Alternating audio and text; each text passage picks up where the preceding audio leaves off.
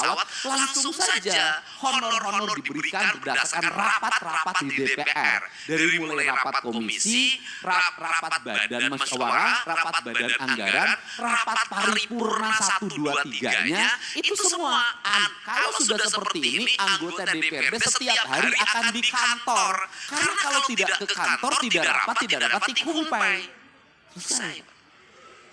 Setelah itu ekonominya berputar lokal di daerah itu, tidak lari keluar. Ini kan kasihan daerah-daerah yang dapetinnya dari PBB, parkir, pajak restoran, yang kecil-kecil dikumpulin habis itu, uang restoran yang dipungut dari restoran kecil dipakai makan di restoran berbintang di kota besar.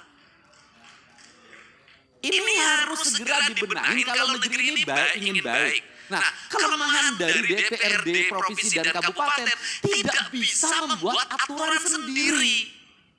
Karena seluruh aturannya dibuat oleh kementerian.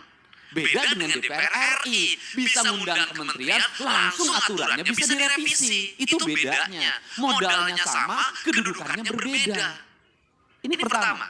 Yang kedua, di internal birokrasi ada inefisiensi birokrat. Apa itu? Jumlah pejabatnya banyak. Jumlah orang yang memiliki golongan 4B, 4C, 4D-nya itu banyak. Di provinsi, orang yang sudah punya jabatan itu nggak bisa kayak di kepolisian langsung menjadi perwira diparkirkan. Dia akan gugat ke PT UN, harus punya jabatan.